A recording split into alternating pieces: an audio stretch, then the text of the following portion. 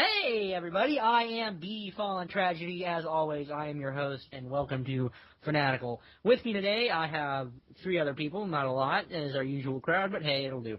We have Amelia. Hi. Lightning. Hello. And Vaporeon. Wait, no, that's Surefire. God, I know I can be anything I want, but I wouldn't want to be a Vaporeon. That's AR anyway. Why not? Vaporeons are awesome. Glaceon. I accidentally mistaken you for AR. I will, yeah. Come on, Glaceon is useless. Glaceon is still the best. It's useless. Ice types are useless. You've clearly never played a Mystery Dungeon game where ice types are a godsend. Well, hold on a second. Water and ice are the same thing anyway, so. No, they really aren't. Ice types don't get stabbed from Waterfall or Surf, thank you very much. Okay, Waterfall sucks anyway, and Surf, yeah, I can see your point. And it doesn't suck on my Hi, everybody. Welcome to a podcast where we talk about ponies. Well, and other stuff. Don't forget about that. So, we're going to talk about a new episode this week. It was Trade Yip. It was something else. It was different. Okay. Actually, I liked it. I really liked this one. I really liked this one. But anyway. I didn't really like it. I mean, of course, we're all going to say that the highlight of the episode, without a doubt, was Fluttershy and Rainbow Dash's antics. But the rest of the stuff just kind of fell into the background for me. If you say so. Yeah. I like the whole thing with Rarity and Applejack with the whole, learning how to compromise type thing. I thought that was a really good lesson. I mean, it's obvious that Rainbow Dash and Fluttershy were the strongest pair because that's the one that had the most screen time and the most fleshing out. Well, I think we saw Pinkie and Twilight twice. And yeah, Pinkie pissed me off again in this one. Yeah, I didn't like Pinkie in this episode. Double princess power! Sorry. Also, is it just me or has Twilight gotten more boring since she became a princess? She has, yeah. I don't know. No, hold on. That's episode specific because there's been a lot of episodes where she's been really interesting. I loved her character in Testing 1, 2, 3, and that was her having a lapse into her old self. Yeah. No, she's still the same person. She's not a person, so no, she's not. But you know what I mean? I don't think the whole reason they made her a princess, aside from selling toys, was to open up some new avenues of storytelling. But they haven't done anything with it. This is only marketing train doesn't stop. It's just, I don't know. If they're gonna make her into a princess, do something with it.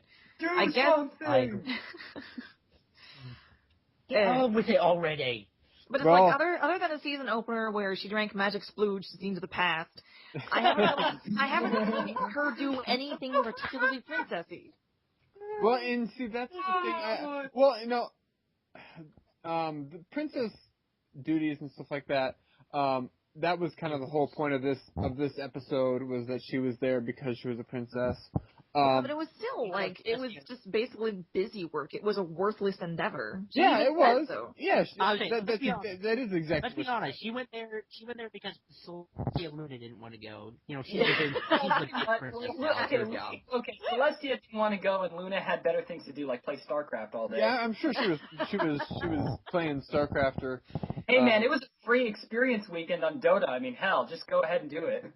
Either that or she was, getting ready for the Amazing Spider-Man. I don't know. She went out and saw Captain America. She seemed like a person who would like Spider-Man. Is that just me? No, she was whooping my ass she was whooping my ass in Halo all weekend. Of course. Hey man, I'd call that an accomplishment. I mean, heck, if I was playing against Luna and got my butt handed to me, I'd be proud. I played a video game with Princess. I played a video game with Princess Luna. I can die a happy man now. Oh man.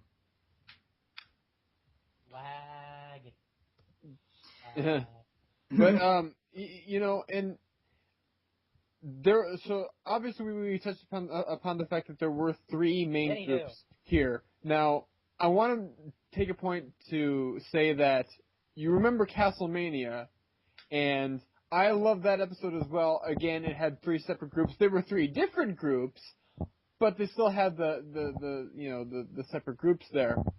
And it's always fun to see how these all intertwine with one another. I particularly like the background gags they put in this one. Like, there's one part of the episode where it's Rarity and Applejack that are, like, trying to be the most generous to one another. The twins. And, well, yeah, they were the twins, but, I actually never played BioShock Infinite, so I wouldn't get the reference there. Oh, God. You don't know who... Well, never mind. see, Shut the I stopped it. I had to pause that. I paused that and I went, are those the like, whatever the hell you call them, the twins, yeah, Lucy's twins or whatever. I went, is that really them? And I paused it and went back. I'm like, well, they're holding a bird cage and they have the same hair. It's them. Yeah. I didn't even notice that until, like, somebody... Also, the monster from,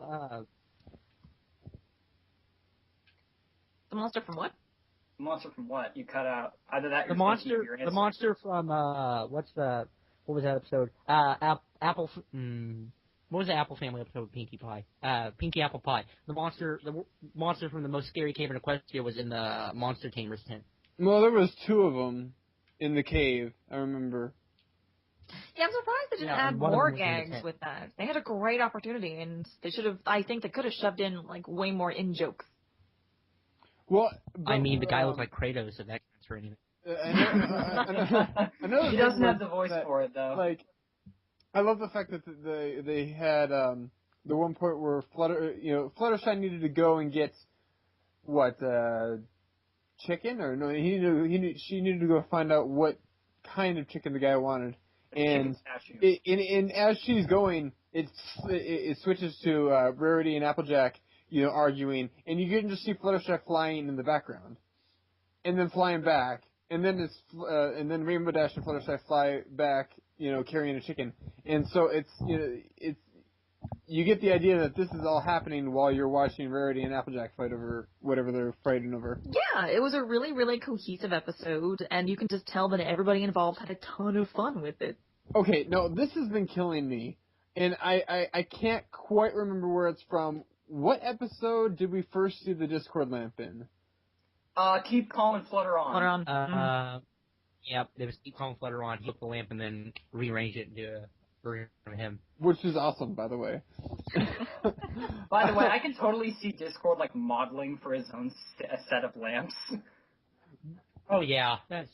By the way, as I was thinking about this episode, something came to mind, and actually, we're going to talk about BABScon a little bit later on, but what this episode reminded me of is every merchant hall ever. At every convention ever? Yeah. Yeah, I thought that too. I mean, I would literally expect some convention to have a stand full of just Discord lamps. Well, now you can. Now I want to go to a con that sells really obscure stuff, and if anybody wants to buy something from me, they have to go get something from another con vendor. Dude, bring it back to Seattle. Come to Seattle for Crypticon. You will find exactly that. Yeah, I will be the Fetch Quest booth. So all this tattoo for you, but I really want that nipple clamp over there. Like, it's custom made, and it just feels awesome. What do you want for it? A big purple dildo. Oh, where am I going to get that? Oh, It probably, that's exactly who it would go down to. Only at Crypticon, I swear to God. Dildo by 2 p.m. You guys should come. It's a fun time. Ah! Emilio, the conversation stopper. Well, no, see, now, this, someone did mention it. BT, it might have even been you, but someone mentioned that this episode quickly turned into a fetch quest. Yeah, that was me. Yeah, and because as soon as I was watching it, I typed something up in the chat. I'm like, oh man, this is starting to feel like it's fetch quest. I know where this is going, and sure enough. Yeah, it's the gag's been done to death. Like, it's definitely up, but I don't think it's done really well. Oh, I don't think it's ever been done in My Little Pony before, though. Not My Little Pony. It's a ton of other things. Well, yeah. I mean, I can remember. Well, not the trading sequence. No. No. Did you guys, whenever Fluttershy and, when Fluttershy and Rainbow Dash went back to the stall and they saw the chicken mosaic that the guy was making. Have you guys seen the GIF where it pans over and it's Rainbow Dash instead on the mosaic? I have not. No, I haven't seen that. I really have to find that and show you guys. It made me laugh the first time I saw it. No, it was hilarious. But yeah, somebody made the point that guy probably had a cockatrice in the back. He was just making chickens by himself. I guess it makes sense. It makes sense, actually. It's horrible, but it makes sense. Yeah. No, it really does. I could see him taking some innocent creature and just like posing it, turning a stone, screwing a light bulb over. By the way, it's like I was gonna say, it's like Percy Jackson. It's that thing with the stuff. Did anyone else like the Orthros? I love the Orthros. Yes. Oh my god! Like, as someone who is obsessed with Greek mythology, I've never heard that before. I have. Like, it's in all the Mega 10 games, which I'm obsessed with. And I love Greek mythology, but I never actually heard it. So the fact that they knew what an Orthros was, it was like, it was just awesome nerdgasm moment. Right. I do that. And it's really funny because, like, Rainbow Dash was freaking out over the whole Daring Do, the signed first edition or something like that. Signed first edition. Now, she knows Daring Do personally. I mean, it's not a first edition, but can't she get, like, any book signed by Daring Do because, she knows her personally? I don't know. Considering how much of a recluse she is, I would imagine she just doesn't want to see Rainbow Dash ever again. After all she was put you through. don't understand. She had to sell Fluttershy into... She had to sell Fluttershy. That was a mess. She had to sell Fluttershy into slavery to get this. That was really messed up. And you know what? That is my one gripe. My one gripe with the episode, and that, besides the slavery thing, obviously, is that in the end, when the bookseller, like, got all teared up, instead of calling off the trade, why didn't you just let her have the book? Well, it was still part of the traders, convention where, the trade has to either be,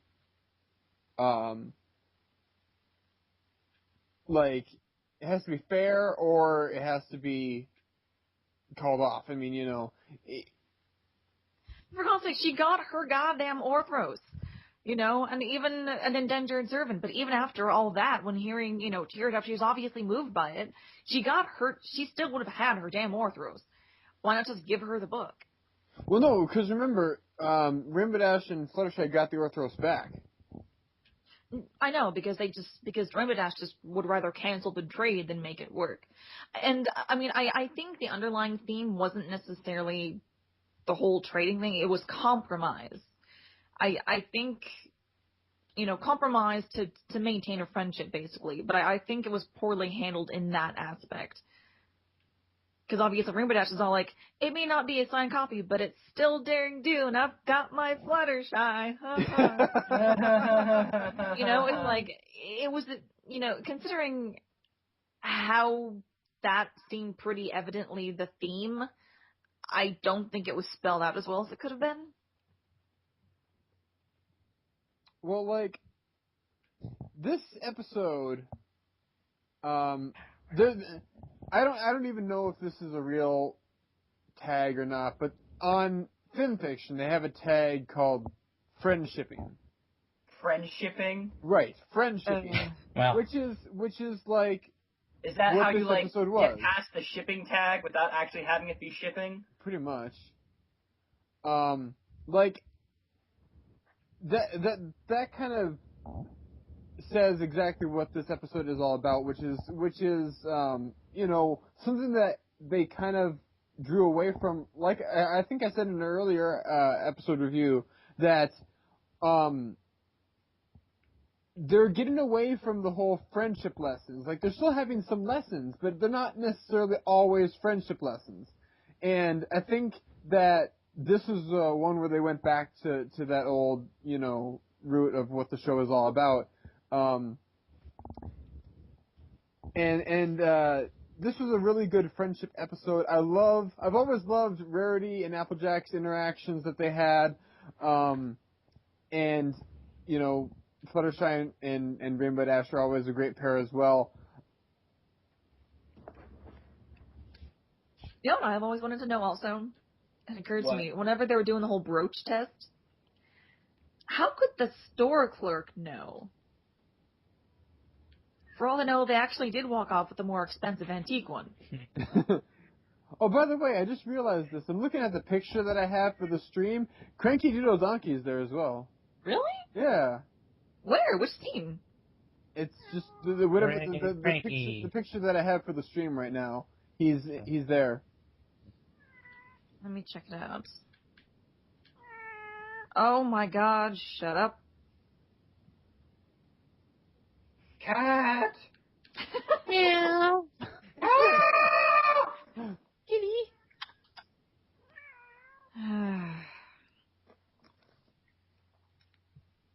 Have I told you guys that my cat thinks that my microphone is his girlfriend? Does he try humping it in your sleep? He just rubs on it, like, non-stop. Oh, microphone, tell me your secrets. Oh god, yes, don't stop.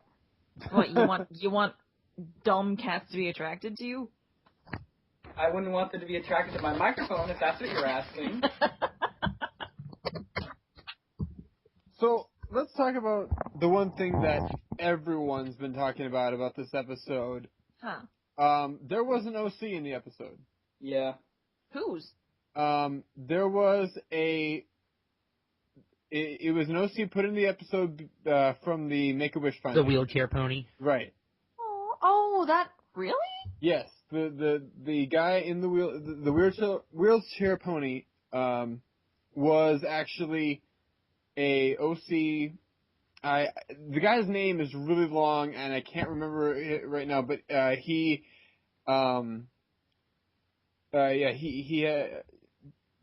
through the Make-A-Wish Foundation had his OC put in the show.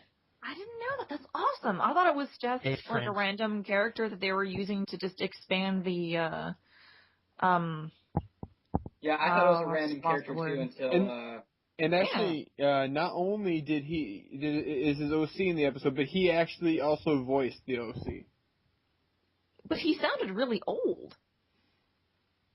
Yeah, you know, he did sound old, but I mean, I think, you know, I'm not sure how old the guy was. I can look. Isn't the Make-A-Wish Foundation just for kids?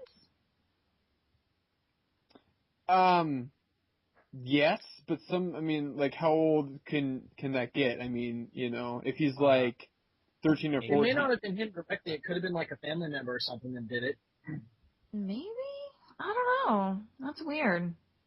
Because I'll have to watch it again. Maybe I'm not remembering it right, but I thought I recalled his voice being like super baritone. All right, here I've got the story up on I can't find it. All right, so it says that yesterday's episode played host to a new guy of what? Yeah. I've been here the whole time. Blaze is here. I've been here the whole time! No, you haven't. Yeah, you're right. Anyway, so, okay, Here's what it says. Yesterday's episode played host to the new guy who outside of using a steampunky-style wheelchair, actually has a pretty interesting backstory. He was added as a part of the Make-A-Wish Foundation pledge. For those of you that don't know what that is, it's basically an organization that grants a wish for a child diagnosed with a life-threatening illness. A few people pointed out that unlike most of the incidental ponies, Stellar Eclipse actually popped up in the credits. And his name is Sylvain Levasseur Portelans, and it says that he has spinal muscular atrophy type 3. Oh, God.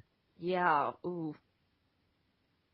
And it says Make-A-Wish Foundation collaborated with the guys over at DHX and added his character, voiced by him, to the show. Does it say how old he was? I mean, who cares how old he was? He's dying. He got a wish. Hey. No, that's not what I'm saying. I mean, like, if just so we know exactly how old, so, you know, Amelia, just more or less query for Amelia.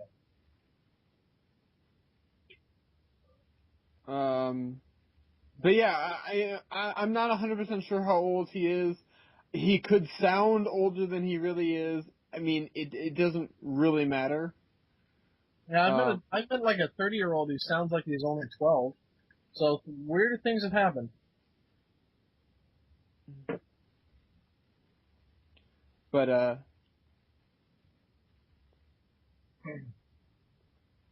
The silence is deafening. well, yeah, Amelia dropped out, but she'll be back shortly. Oh, did she die? Yeah. Dang it, guys. Who killed her internet again? What the hell is that?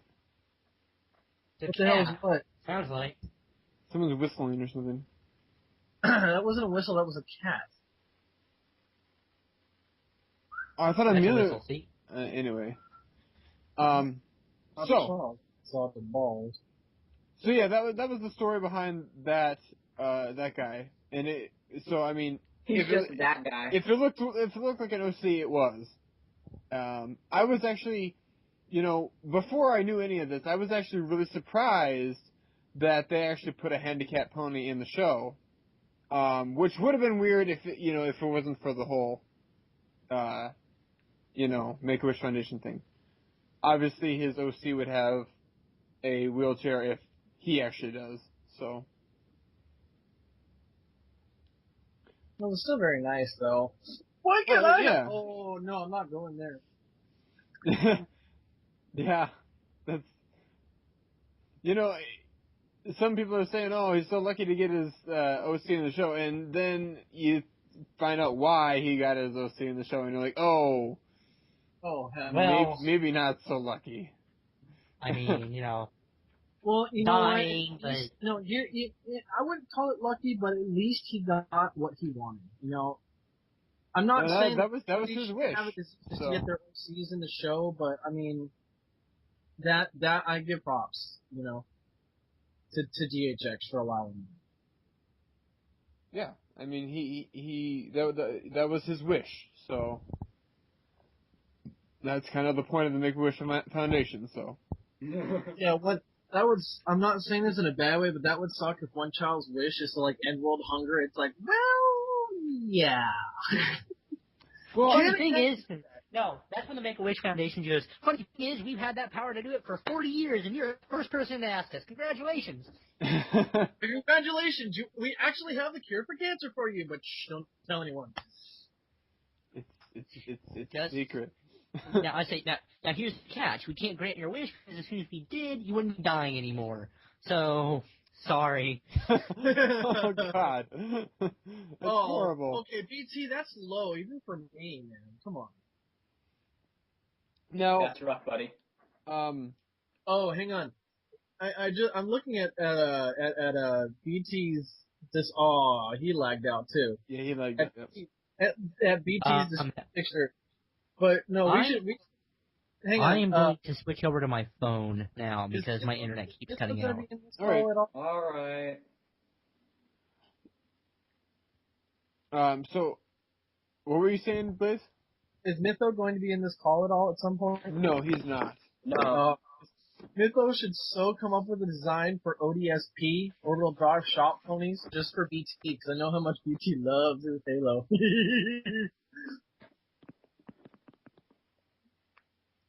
I'm sorry. I'm really exhausted. I just came from a big-ass bike ride, so I'm really exhausted, and I'm drinking, I think it's cane juice? No, drinkable low-fat yogurt. Yay me. So, what was Spike's purpose in this episode? To be there. He didn't do anything. He brought his comic that he traded for another comic. Of course. And why did Rainbow Dash come with a rusty horseshoe? What did she think she was going to get for that? Well, actually, hang on, I think that may have been a joke. If you look at the what was that one about Scootaloo dreaming, where they went off into, like, the woods? Well, that was. I mean. No. I mean, like, no. If I break it down, it'll make sense. You have the whole thing. Hold on a second. I know exactly what you're going with, but I mean, that was Sleepless in Ponyville is the yeah. Yeah. Yes. But come on, seriously, that's a reference to that. It's gotta be. I would assume makes so much sense. I mean, it does make sense. Again. But it's I don't know. It's just a really long shot at that point in time. It makes sense though. What makes sense? What have I missed? The Rusty Horseshoe being a reference to Sleepless in Ponyville episode. No, I don't think so. What? Oh, man. Dude, we're all against you. Just drop it. Fine. Well, no, I mean, I'm not necessarily against him. I don't think it's a reference, but it's like, it's probably the same vector that they use for the, for the Sleepless in Ponyville episode. It's the same horseshoe.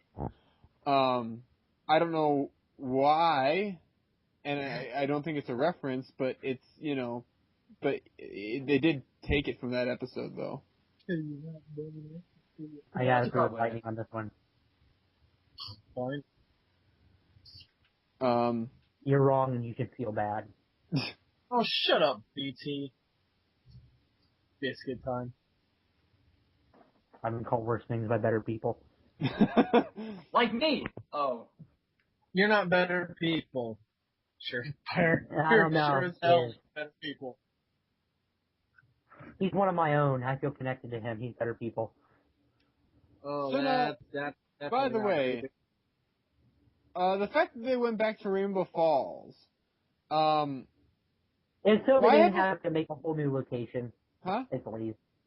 It's just so they didn't have to make a whole new location. It's them being lazy. It's just weird that we never heard of this place before, and yet, oh wait, this happens every year. We've been here before.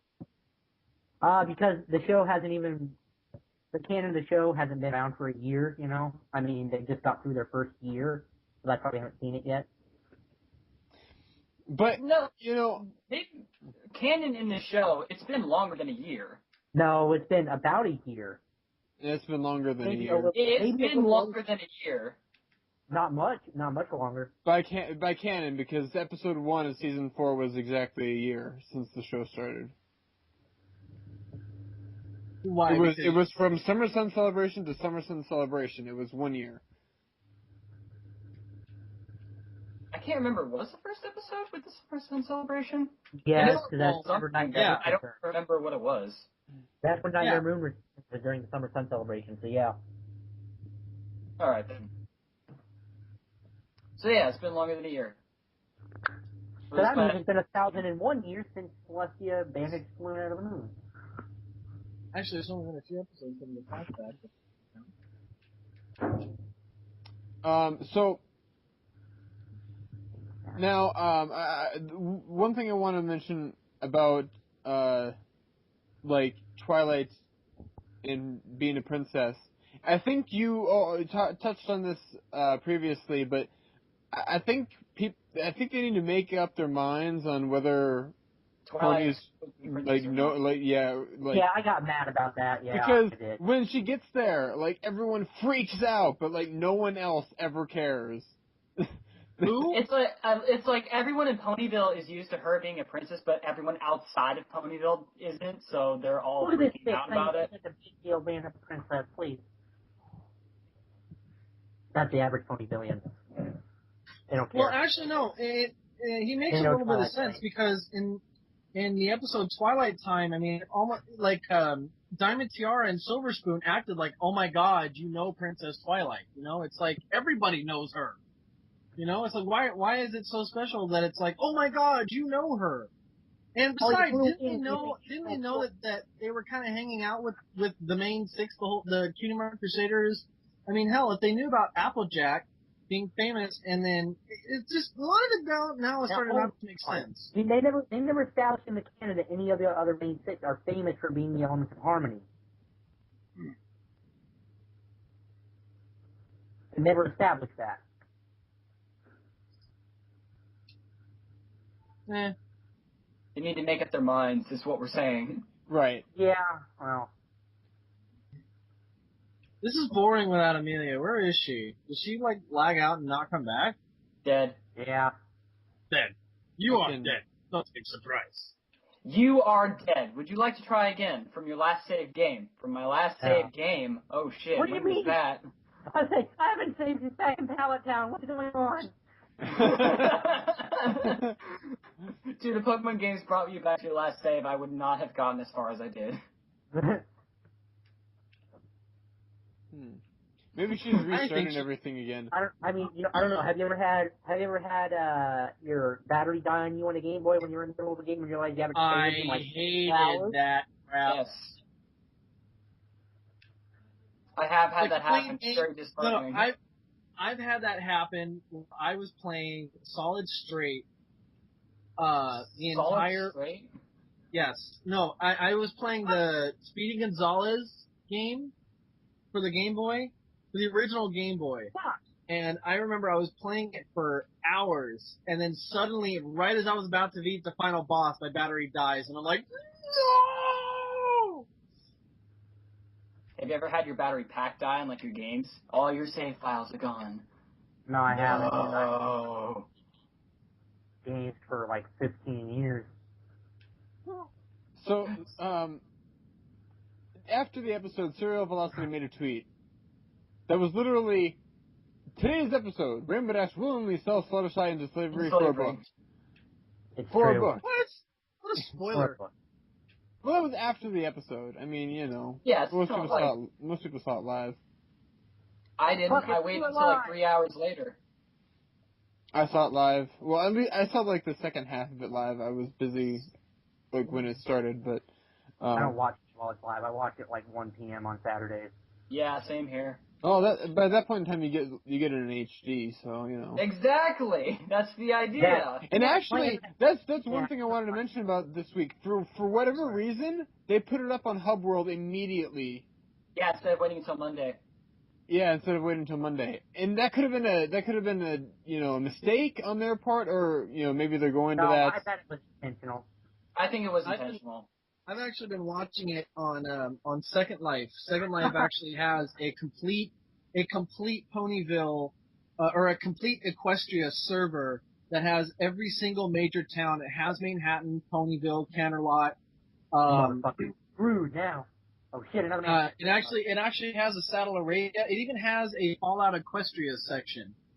And on every Saturday, the server lags so much it's hard to watch the episode, but we end up watching the episode live. Some guy streams it through Second Life. It's really cool. Yeah, but I'd rather just watch it, where I can buffer it safely instead of waiting for the stream to catch back up. Actually, I just like watching it later so that I can write down all my notes of stuff that I like and don't like about the episode and take as long as I want. Because there's no freaking commercials.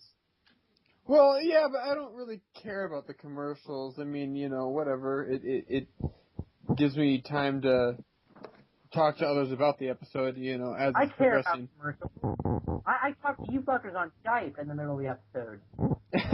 And then you guys spoil it while we're talking. Like, I care. I mean, I'm just going to watch it. I'm going to see the spoilers in the next, minute and a half. Yeah. So, by the way, now, there was one point in time, I think it was shortly after Twilight got here, and this little filly comes up to Twilight with, a picture that she wants her to sign, and... Oh, gee, she wags her tail. No, fuck that. No, seriously, this filly is freaking cute as hell. Oh, my God. I remember he's freaking out tail wagging is canon. Well, I don't really care. I don't really care that she's wagging her tail, but it's just, it's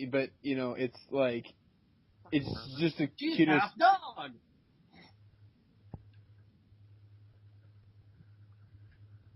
Dirty mother. Fuck. That's good. A pony who screwed the pooch. You can only imagine how that happened. You dirty.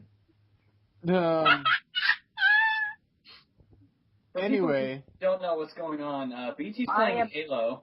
I am, yes, and I fucking Banshees, man. Anyway.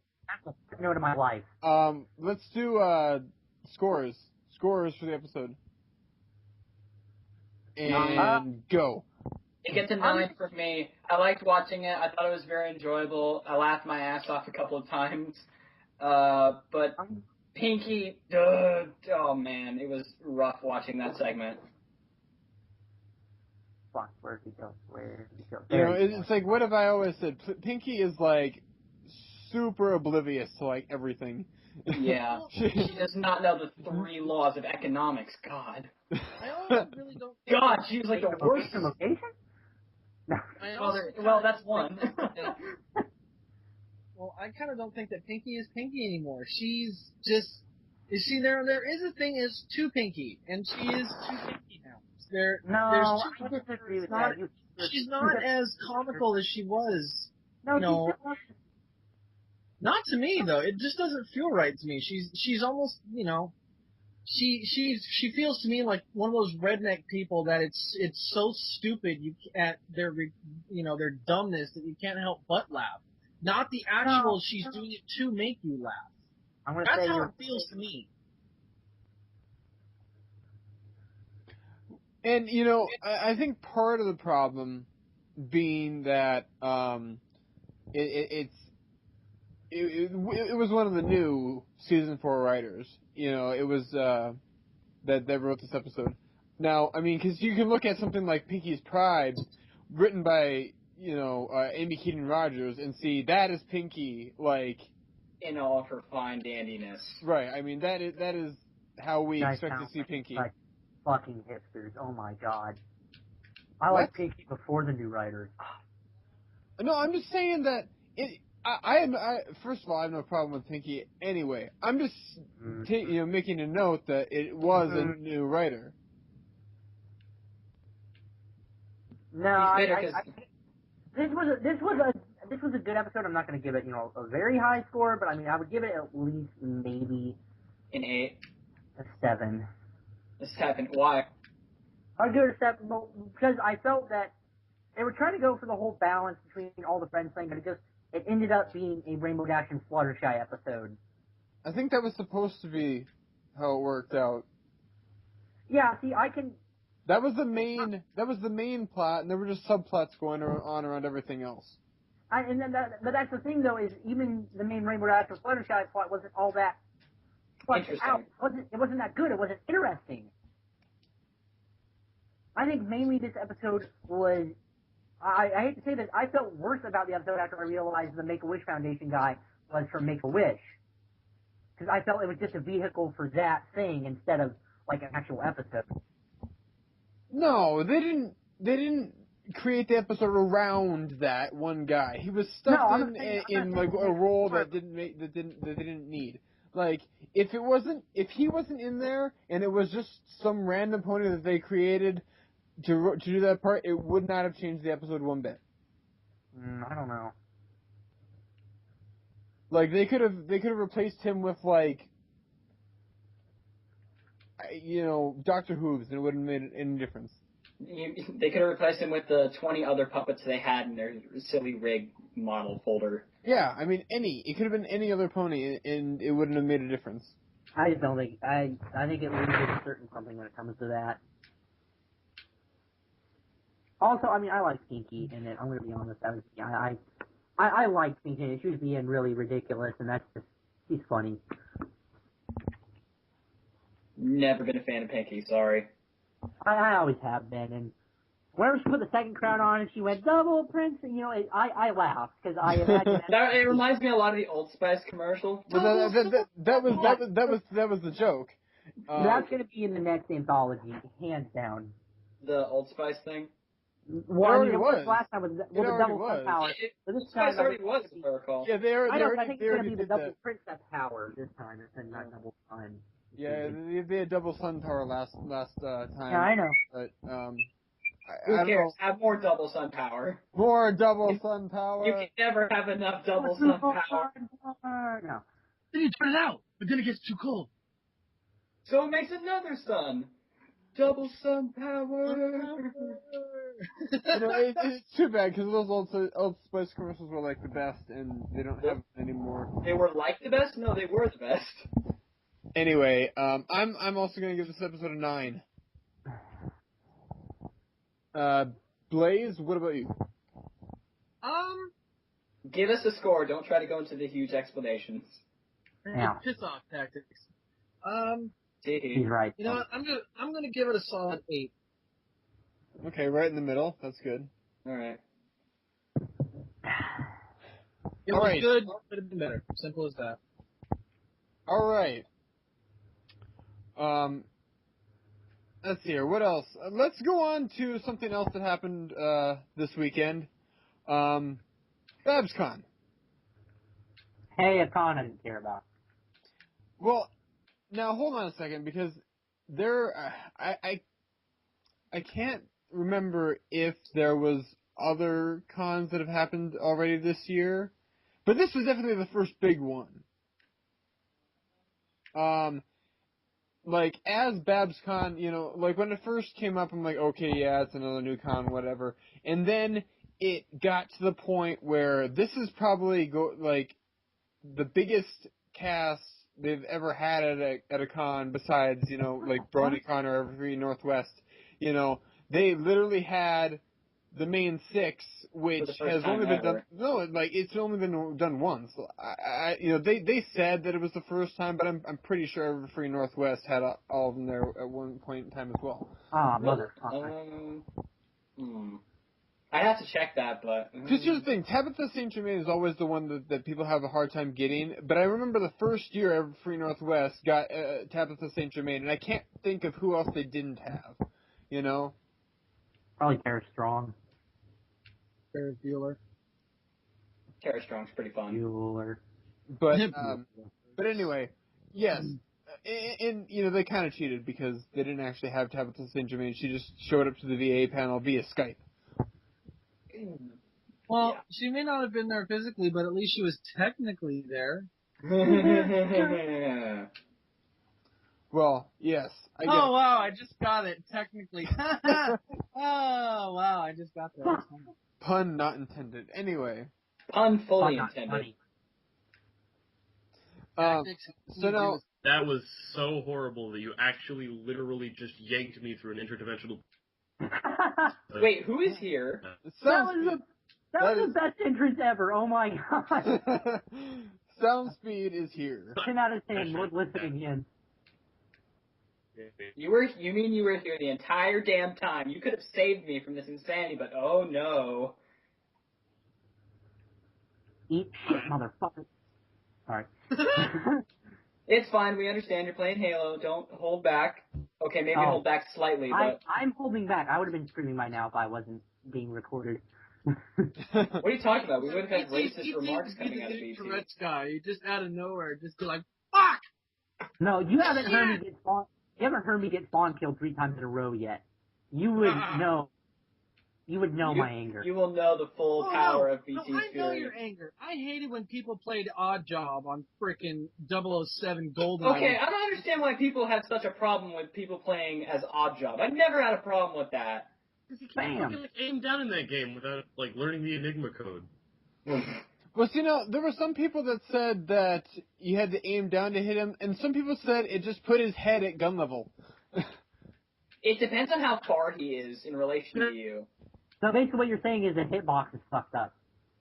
The hitbox is different for Odd Job. Odd Job was the glitch of 007, the original 64 version. He was like a glitched character, and it sucked ass to play him or play against him. No, okay, but anyway. It's a double-edged sword because as Odd Job, you had to aim upwards if you wanted to do good damage to other people, but at the same time, you had to aim down in order to hit you. Or if you were far away enough, you could just shoot you in the head and one-shot you. Or you could just get the golden gun, then it wouldn't matter.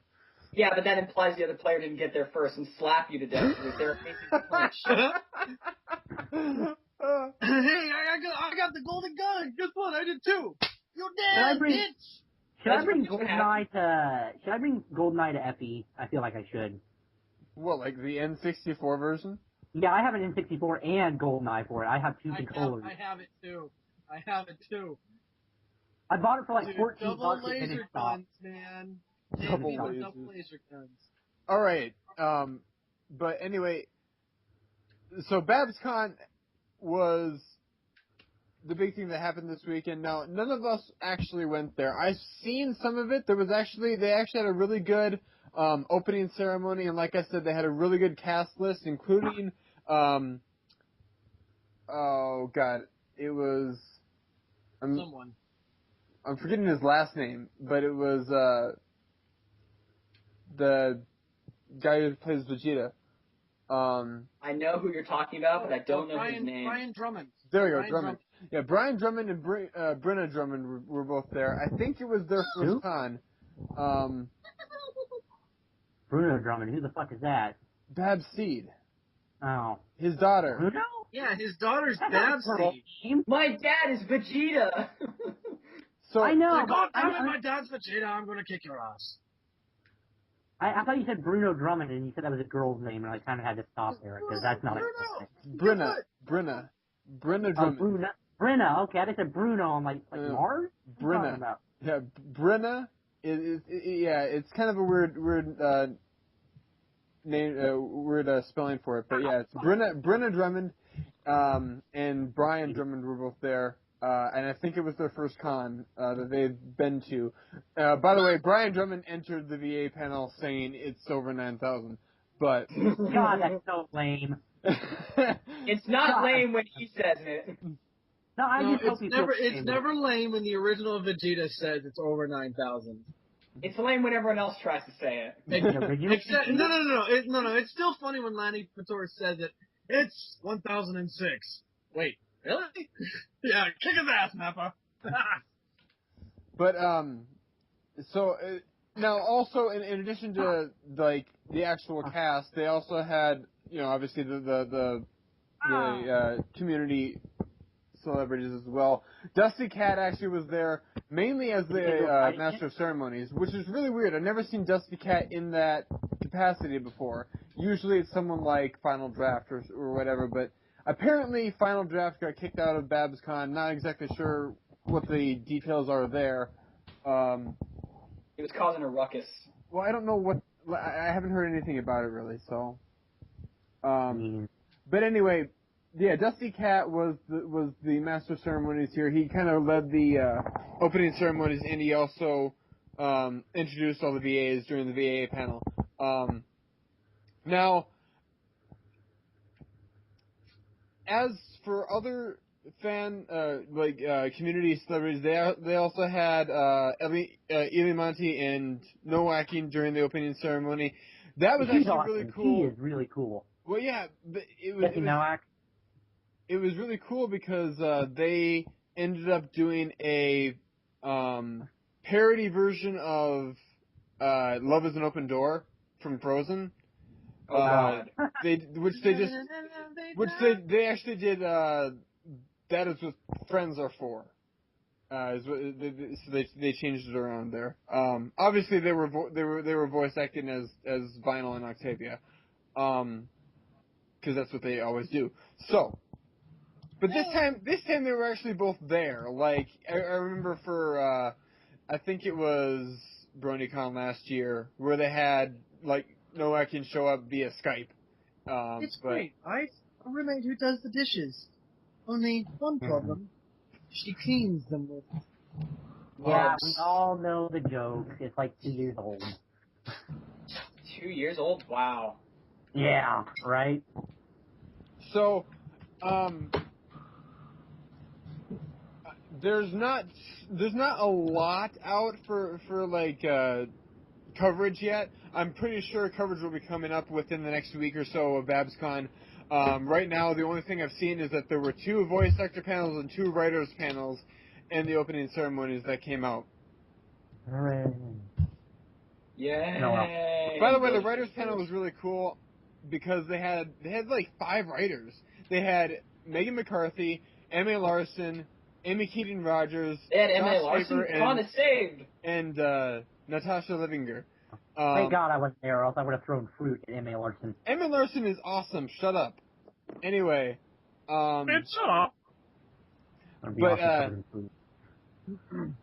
Josh Haber, by the way, is absolutely amazing. As a new season 4 writer, he's probably one of my favorites. I mean, what did he write? Huh? What did he write?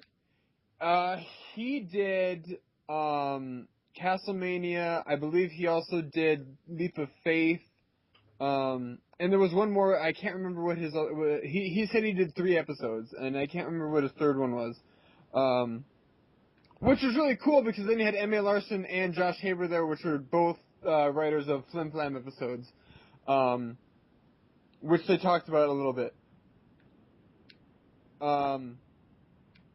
But in addition to that, it was really cool to have Megan McCarthy there as the head writer. You don't see Megan McCarthy at a lot of these conventions, and the writers panel was really good. As for the VA panel, the one that I saw, Peter New showed up dressed as Princess Big Mac. Yes. Oh God. Yes. Like, I mean, like we're talking a full body suit. It was kind of ridiculous. Like an actual fursuit style suit. No. It was like a dress. You want to be funny, not stupid. Right. Yeah. But I mean, it was pretty elaborate. He had the crown and everything, the little horn and wings, the horribly duct taped wings. Yeah. Oh dear God. Vinyl Scratch had wings as well, but anyway. Well, I think they're playing on the whole joke of well, no, the fact was that M.A. Larson was there, and even during the opening ceremonies, Ila Monte was saying Vinyl, where did you get those wings? And she's like, there's this guy M.A. Larson, he's just handing them out like candy. And then M.A. Larson's just like, yeah. I believe it. That was not me. We hand them out like sweet tarts. Shut up. Oh my God, sweet tarts, hell yeah, I love those things. Give me all of them. I'll take all the wings. Sweet tarts are fucking nasty. Hey, sweet tarts are awesome. I'm just saying, I'll be the devil's advocate here. Sweet tarts taste like someone wiped their ass. I love people that like, I'm not saying, I'm just saying. It's like, well, what are you saying? I don't know, I'm just saying. Nah, I'm just goshing you. No, okay. Sorry.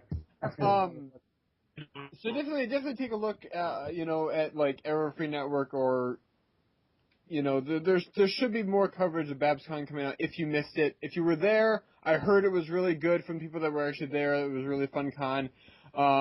And hopefully it did well for them. Maybe they'll have a second year next year. Yay! So there was also one other thing I wanted to talk about, and actually, Soundspeed, I'm really glad you're here because I wanted to talk about Legends of Equestria. You're the only one. God damn it! Legends of Equestria had an open server weekend, and I missed it. Yeah. Certified Tactics, I would kick you in the balls if you had any. I wasn't Soundspeed. Missed it. It will never happen again. For like another month.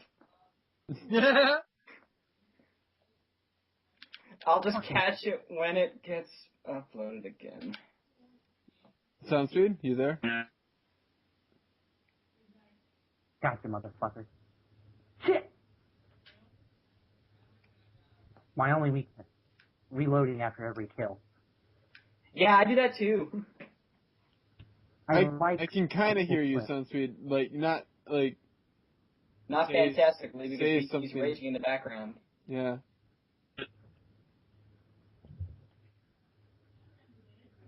So you're gonna need to try. It's really... Okay, God damn it. Yeah. I see his thing flashing, but I don't hear anything out of it. I hear him. I think he's talking to somebody else, not us. He's gonna rejoin the call. Let's see if that helps. Probably your internet, Lightning. God damn it, Lightning. Not my internet. He said he's restarting Skype. Yay, Skype. Oh, Okay. How did I not kill that motherfucker? In other news, I got a brand new PC monitor. I'm going to get a new PC monitor in like a day. What's your? My dad gave me an old 32 Vizio TV for my PC monitor. Because mine broke. God damn it. Oh, laptop's like.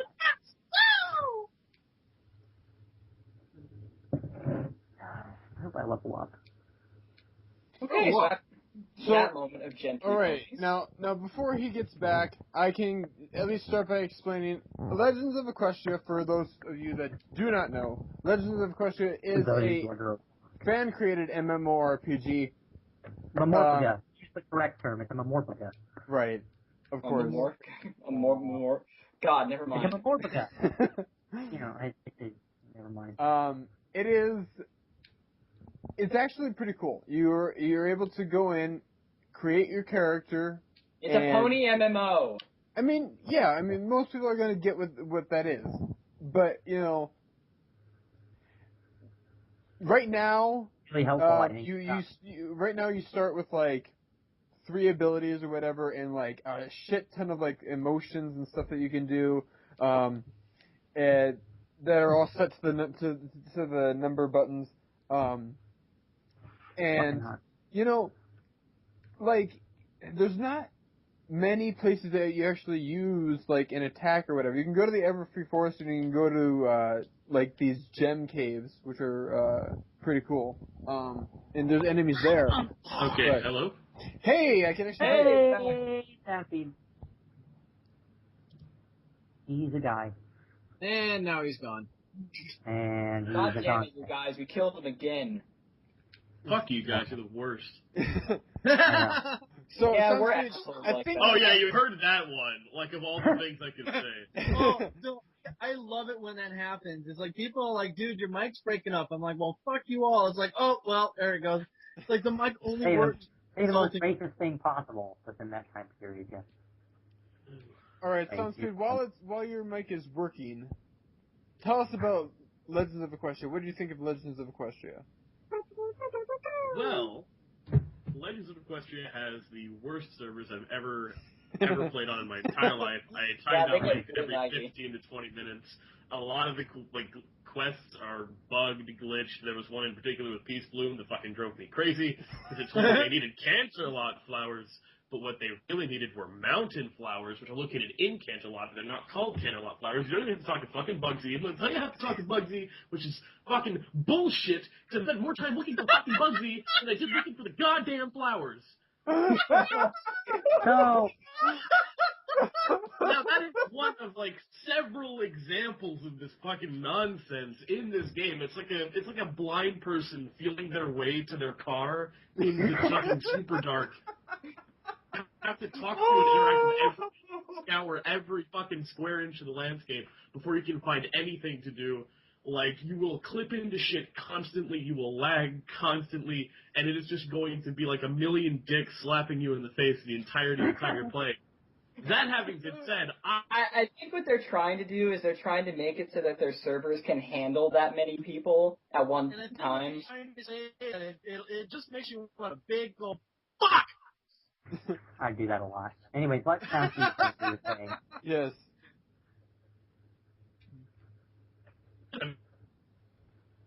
Oh, he cut out again. Aw, damn it, guys. I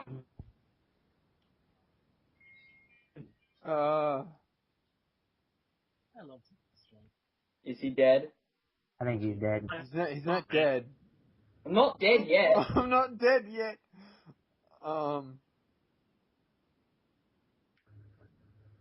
There he went. I heard it. Click. So try again.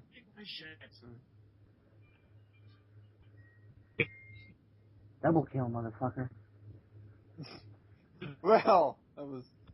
Sorry. Whenever I'm sitting there, I see 2 reds spawn within my sights. I just sort of have to take the shot. Hey, help! Ah, you bitch, thought I killed anybody. I have no idea what anyone's saying. Yeah, me neither. Like, seriously, guys, speak clearly, articulate your words, so that we may all understand the rage that you are having. Well, I'm speaking into a marshmallow. Don't blame me. Gotcha. So I got another double kill. I haven't died in like a minute. It's amazing. Would think that he'd have Tourette. Don't Seriously. say that. Killing frenzy. Hey, I'm doing pretty good, dies. Oh. Oh. I love it when that happens. It's like, yeah, I'm being a badass. I've taken no damage, and then suddenly, sniper, headshot. Listen, listen, I got a triple, 2 doubles, and a kill tax killer within like a minute of each other yesterday. So that was yesterday. That was yesterday. This is today. Start sucking. Yeah, that was whenever I went. That sounds more like a freaking combo for McDonald's than it does a special. No, I went 40-8 yesterday on SWAT. That's amazing. What was that, your blood pressure? After you had that combo? Yeah, well, yeah, that could be it too. 40/8? Hey. So, Soundsuit, is it any better for you yet? Is it? I don't fucking know. I can hear you guys. I don't know if you can hear me. Hey! That was pretty good. That was pretty good. Not talking to you. And everybody shut up. All right. Okay. So go ahead, Soundsweet. Finish what you were saying then. Okay. Well, I think the point I was trying to make and completely lambasting the game was that I absolutely fucking loved it. Like, from the second I picked it up, I had a horrible time putting it down, and I was very heartbroken when the server weekend ended. I don't know what it is about the game, but I absolutely fell in love with it, and I want to play it, and I want it really bad. Now you know how I feel about Fallout Equestria. I want that game so badly, but I'm gonna have to wait like another 6 years before it comes out, and then for it to get C&D'd. God damn it!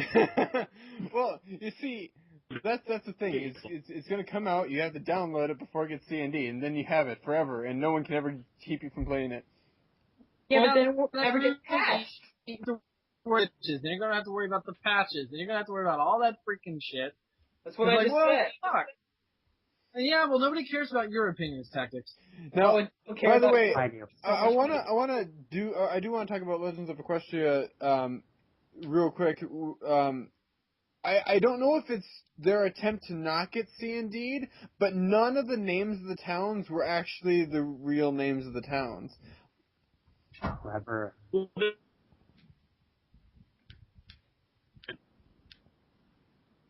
And he's gone again. Yes. Well, Ladies and gentlemen, welcome to Skype. I think it's every time you talk, Blaze. So. So somebody kick Blaze from the call. That ought to help. Oh, fuck you, BT. What? If it just so happens to work. It's not me! You don't know that.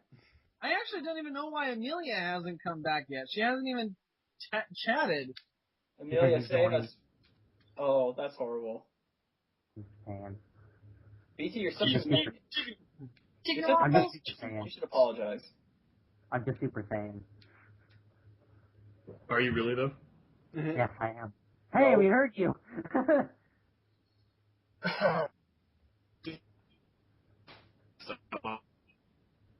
Never mind.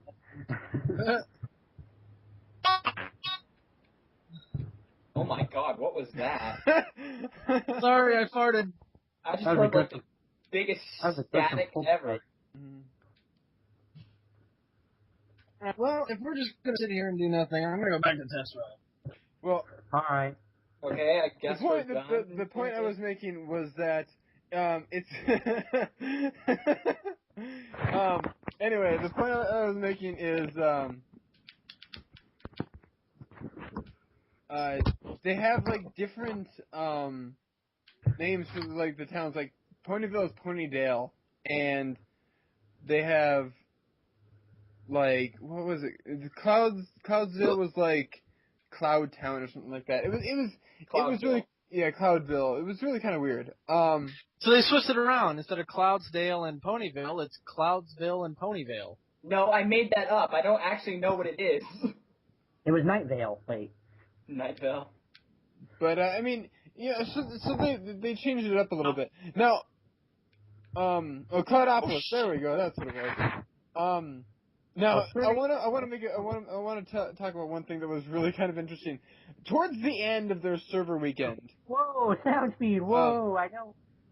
Dear Lord, man, calm down. Calm your tits. Towards the end of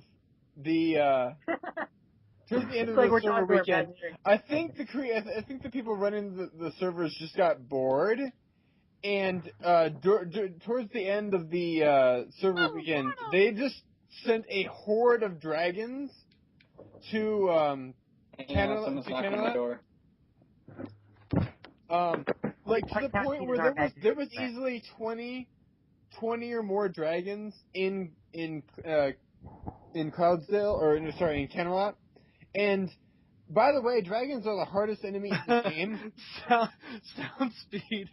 He's like, Cloudopolis. It's fucking Cloudopolis. I can hear you. Okay, so guys, unfortunately I have to leave because... Yay! Food. What do you mean unfortunate? Because food and dinner time. Alright. No. The big question is, why'd you say it's unfortunate for you to leave? Because I'm necessary to call to survive so that people don't murder each other. Thanks, Celestia. You guys need a little childhood innocence to keep you guys from going absolutely crazy. I like the fact that Soundspeed is kind of like our imaginary friend, because only we can talk to him. Only we can talk to him.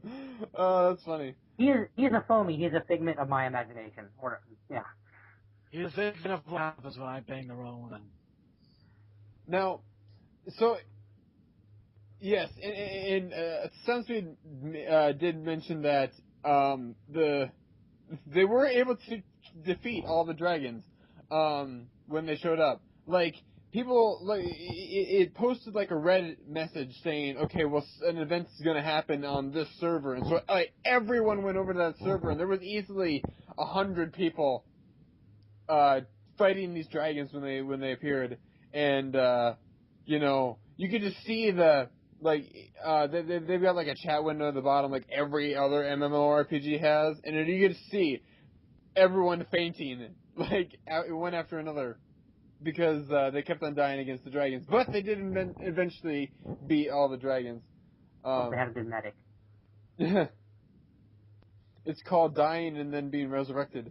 It's a 777. Another day.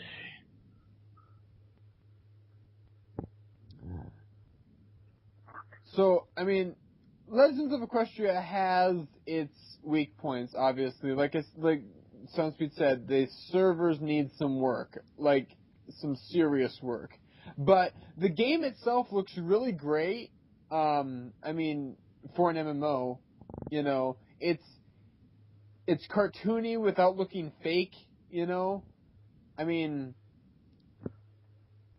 It's actually really well done, but they do need to work on. Cartoony as like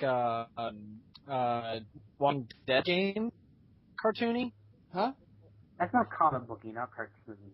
No, it's cartoony because it's supposed to resemble, you know, the show. It's supposed to look like the SFM ponies. It looks more like the SFM ponies than the show. Well, that's because I'm pretty sure the 3D models that they use for the ponies are the SFM ponies. But, and it's actually fairly good. I was able to make a pretty good, accurate representation of my OC. Not perfect, but pretty good. So if I were to say that I approve of child molestation, would you be able to hear me? Yes, we were able to hear you. Fuck my ass! Why does it work? Well, Super left, so it might be easier to hear you now. I don't know. Can we, like, not include that in the... No, we are. I mean, this is streaming live. Well, yeah, it is live. Oh, yeah, it's live streaming to, like, one person. If I can get over myself.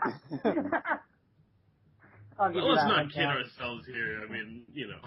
Well, yeah, but maybe for the actual recorded thing that I put up on YouTube, maybe I'll take that out. No, I mean... Maybe, if I feel like it. Said is gonna be in the, that's all going to be, like, in the bloopers and outtakes at the end of the recording. Well, hey, guess what? After all of that, I actually had something that I was intending to say. Woo! So, I'm going to go ahead and try and say it. I actually applied to be on the League... Fuck! I always call it League of Legends. I applied to be on the Legends and Equestria staff, so hopefully that happens. Oh, yeah, so you haven't heard back from that yet, huh? I checked before I went to work, and I still hadn't. I am really scared to check it again. Yeah. Sunsweet applied for the PR position, which I think he would be really good as. So, as long as you don't keep on cutting in and out of calls and saying things, I think you'll be fine. Honestly, like, if they were to, like, if it got, like, serious and, like, they wanted me to go and represent them at a con or something, and they had this big, fancy, like, congregation of really important people, like fucking Final Draft and, like, goddamn, like, all these other really high-profile people, and then they were just like, oh, yeah, we're waiting on our PR guy, Sunspeed. He's really great. You should come see him. And I would just walk in and yell the N-word at the top of my lungs. You don't understand how... Like, it would just happen. Like, I wouldn't want it to happen, but it would happen. It's one of the fundamental laws of the universe at this point. It just has to happen. You can't stop it. It's like entropy.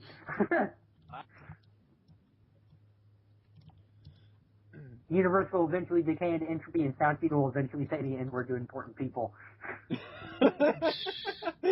Well, I mean, I felt pretty good because I bumped into a huge black guy today, and then he was like, "Oh shit, sorry, nigga," and I felt really good about my life. I'm one of them now. I'm officially accepted into the. That's how it works, right? So I work with a lot of ghetto people. I don't think that's how it works. I live with ghetto people. I've lived in the ghetto since I was but a wee tot. Like, I know how it works. Since I was a tot in the ghetto person. So we're gonna. I used to live in a wee laugh. Like no one's ever heard anything. Ghetto. That Blaze is cutting out. You never get anybody of color on the show. Make sure I'm not around when it happens. Well, I mean, Surefire's Mexican. Surefire? So is AR. I mean, AR is, like... Sunspeed always jokes with AR about that anyway, so... I mean, I think Surefire kinda is. I think it's on his dad's side or something. Dude, fucking AR is like... AR has a white soul. Exactly. I mean, he's like he's the whitest Mexican ever. Saying that AR is a real Mexican is like saying that if I can...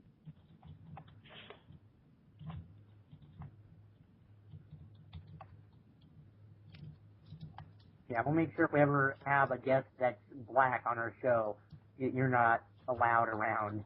It's actually really funny, because in a podcast I was in a podcast a long time ago, and I actually had an episode where they managed to get Animated James to come on, and I had no idea that was happening. And I wasn't there for that one. I had no idea what would have happened if I was. Also, did you guys? I never heard Jan Animation's voice before, but they released an animatic for one of the cons. No, they have a fully animated one too on the website. Oh, they do? Well, I saw the animatic. I never heard Jan's voice before, but yeah, I kind of didn't know. Oh yeah, I mean, because I guess you didn't see the video that he put out, quite a while ago when he was working on the Pony Rock Anthem. He did like a whole video, about why things are taking so long and why you guys should stop, hassling him. And he looked like that character from Littlest Pet Shop. And he narrated the entire thing, so you could hear his voice there. But yeah, that was his OC, which I don't think I've ever seen his OC before. I don't even think he had an OC. He might have just made one up on the spot. I don't know. I thought Button was OC. Well, see that everyone says that, and it's not true. I don't know why people think Button is OC. That was a joke. All right. As long as it's a joke, because I'm like, that's like... It's fucking serious business. But anyway... It's a matter of respect. Now, last week we didn't have an episode. There were other things that we were up to. But last week was brilliant. I loved last week. But there was a big milestone that was hit last week that I do want to talk about briefly. Last week was the 30th anniversary of My Little Pony. Period. Like it was. Since it's just. Yes, it was last week that Generation 1 was aired on TV. I mean, who cares since it's the 75th anniversary of Batman? Was it really 1984? That feels so long ago today by today's standards. The 1980s, Reagan, and what else? 1980s, full of blood, sweat, GI Joes, and Transformers. A drugs. wet And Reagan. child's white dream. Cocaine. And Reagan. Can you ever watch The Wolf of Wall Street? Lots and lots of cocaine. And apparently last year, in 2013, was the 30th anniversary of the toys. Oh, shit. But that went south quick. Vitamin mulch. But yes, so I'm not 100% sure what day exactly it was, but it was sometime last week that it was 30 years since the Generation 1 aired on TV. Well, I don't care about Generation 1, so... Everyone cares about Generation 1. Oh my god. I mean, because like you have to have Generation 1 before you can have Generation 2, 3, and 4. You know that, right? That one, like, Generation 1 movie was pretty fucking cool, though. Like, let's not kid ourselves. Escape from Midnight Castle was pretty fucking hot, so if you're lying to yourself to a degree. I mean, I just, I didn't watch Generation 1, I think I've watched, Escape from Midnight Castle or whatever once, but I mean, Generation 1 wasn't a part of my life in any way, shape, or form, so I really don't care. I recognize that without it we wouldn't be here, but I just don't care. Well, and it's Generation 1 was really kind of weird because it was probably the closest thing to the the current generation content-wise. I mean, obviously it was a little bit more kid-oriented, but it actually wasn't bad, and there were sea ponies, so. Yeah, you could call upon them.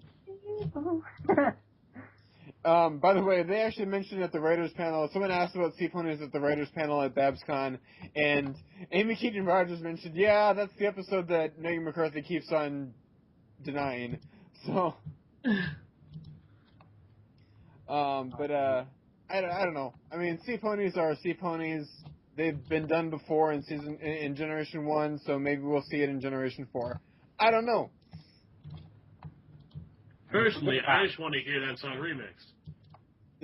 I think that Captain, what's his name? I mean, what's his face? Eurobeat. He did a remix of it. Yeah. I mean, who I would love to see as make a cameo in My Little Pony. Honestly, Will Wheaton. Just for the hell of it, Will Wheaton. Seriously. I'd have Will Ferrell, to be honest. Yes. Oh God. Yes, please, Will Ferrell. Nicolas Cage. Oh God. I could see that happening. Like, they asked him, he probably would say yes. Can he steal the Declaration? I mean, can he steal the Declaration of Equestria? Oh God. Oh God. The Constitution. Who says they have an independence? They're not independent. Okay, maybe like a still a monarchy. Yeah, they're right. They're not even a constitutional monarchy. Fuck them. It's literally a fucking dictatorship. Ruled over by Faust. Anyway. Wait, what do they call it? Oligarchy. It's ruled by two people. So, now, Sunset, have you seen the new EQG promo that they had? The hamster one? I have not. There were butts and hamsters in it. There was a bunch of hamsters in it. And Fluttershy learns to play the tambourine. Anyway. Exciting. Yeah. Here's the thing. Oh my God. What they're doing with the Equestria Girls, with the Rainbow Rocks, they're doing promos where each of them feature one of the characters and their instrument. For whatever reason, Fluttershy's instrument is the tambourine. She doesn't have fucking talent. Because the triangle was too expensive. I don't know. The triangle was too expensive. But anyway, and it's really kind of lackluster. The hamsters were, I mean, it was kind of strange. But, like, they were getting mesmerized by the tambourine, and then randomly she transforms, which with the random tambourine solo makes you transform into a anthropomorphic form. But fucking sign me up. So I get Fluttershy's is the and Derpy's is the triangle. Seriously. Let's not bring up Derpy. I mean, he kills everything. Epic triangle of death. But anyway, it's funny because Rainbow Dash when she was playing the guitar, that made sense. It actually looked good. Fluttershy was playing the tambourine when she transformed, which makes sense. I don't know. I don't think you understand the intricacies of this lightning. You're missing something important. The tambourine represents life. Of course. The tambourine represents. Well, hang on. Well, brainwashing animals. Well, actually, if you think about it. No, it doesn't. I don't care what you say. It doesn't make sense in any way, shape, or form. Well, think about this. And sound speed. Shut up. No. Well, fuck you too. I wasn't even saying anything. Shit. No, you did freaking a little time ago saying take Blaze with you. You're a bastard. But no, anyways, think about this. Tambourines were more or less used in the Renaissance days, mainly by gypsies. And so you're saying Fluttershy's a gypsy? Shut up, twat monkey. No, gypsies had a thing with nature. Gypsies? No, gypsies had a thing with nature, so it only makes sense Fluttershy's thing is nature. Well, no, I mean, still, Blaze, that's a really long shot. Oh, I mean, it's just that with her kind nature, what kind of, instrument would she use? Something that's light, something that's, not too, something stolen from the fucking Partridge Family.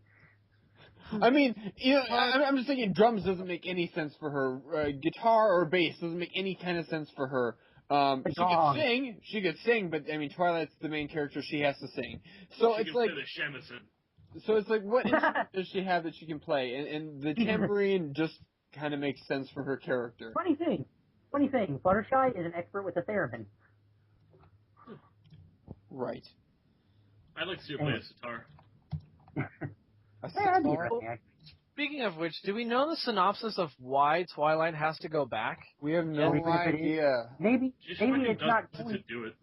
Maybe it's not Pony Twilight. Maybe it's actually a human Twilight that transfers to that school. That's very unlikely because they transform into their pony forms, which I'm pretty sure you can't do without Twilight. And you're saying that somehow Twilight will be freaked out about her new part pony form? Come on now. Or that world's Twilight. Be interesting. And your cadaverous pallor betrays an aura of foreboding. I say that probably it's that world Twilight, not our Twilight. Okay, well, I'm going to disagree with you, and then one of us is going to be right when the movie comes out. What if you're both fucking wrong? Then we both win. It's Evil Universe Twilight. Evil Universe Twilight. Now, in addition to that, there was also something a lot better that came out this week. Horsewomen. Yes, oh my God. Which actually, ironically, makes fun of EQG. Whoa, you don't say. But, Friendship is Witchcraft is back with their new episode. Thank God. I needed more Friendship is Witchcraft. And we've actually, they've been talking about doing their version of Equestria Girls for quite a long time. Now, granted, this is part 1, and it doesn't go very far into the episode. It just goes to her first song, which they changed to Pony Princess Good, High School Better. But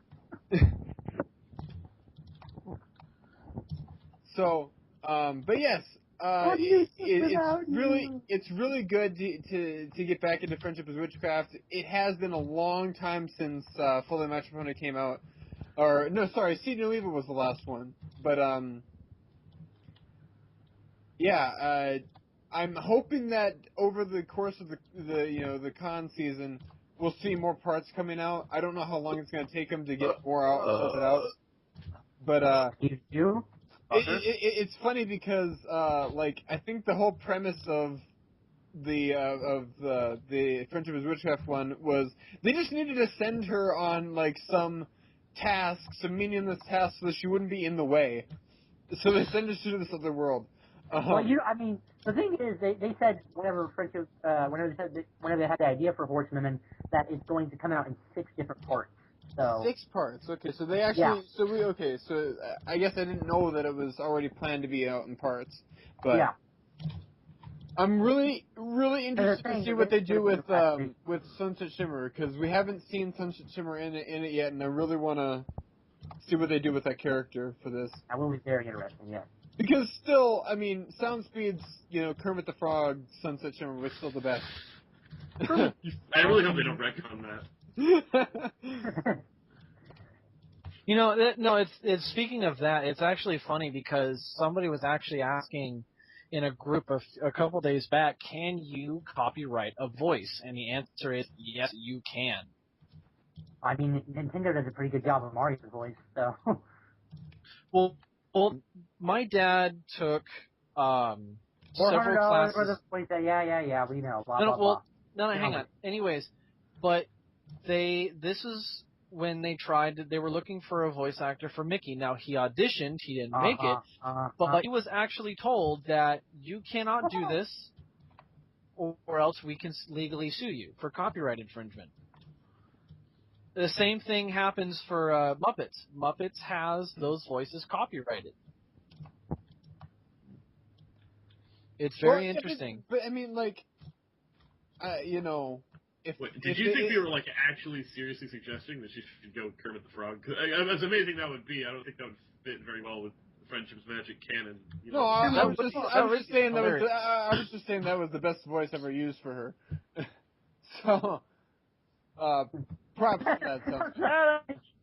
I don't know who you're talking about, but she. Sorry, I just had the mental image of Sunset Shimmer screaming like Kermit does with the arms waving around, and it made me laugh. God, that's so stupid. I haven't seen the new Muppets Most Wanted movie though. Neither have I. It looks pretty funny. I've seen a fan. Yeah, it looks kind of funny. I might check it out when it comes out on video. But video? Is it 1990? Well, I'm sure it'll be on Netflix. You said video. Why not just say, when it comes out? You had to add video on there. It's such a redundant thing to get mad about, though. I hope it comes out on Betamax next. All right. Well, about it. I'm just saying. I think that is about all that we had to talk about. Ending with a Betamax thing, huh? All right. Anyone else have anything to add? Eat this some more. 2 camels and a very, very, very tiny car. I gotta take a wicked nasty shit. So. Well. I'm only saying that so we can wrap this up. It's been spewing from your mouth all podcast. So next week we'll talk about. God, I can't even think of what the episode's called because it's inspiration manifestation. Okay, it's just unite all peoples within our nations, to denounce the evils of truth and love, to extend our inspiration manifestation. Yeah, inspiration manifestation. Blank and Rarity episode. We'll talk about that next week. Gonna get me biting dirty. Shut up. Until then, I have been Lightning. What's up? I've been BT, and I just fucking died. And Soundspeed cut out in true Soundspeed fashion. Truly summarizing his time on the podcast. And Blaze is here as well. Surefire and Amelia have disappeared from the world, but hopefully they will be back next week. So we will see you all next time. Later, bitches. Bye-bye.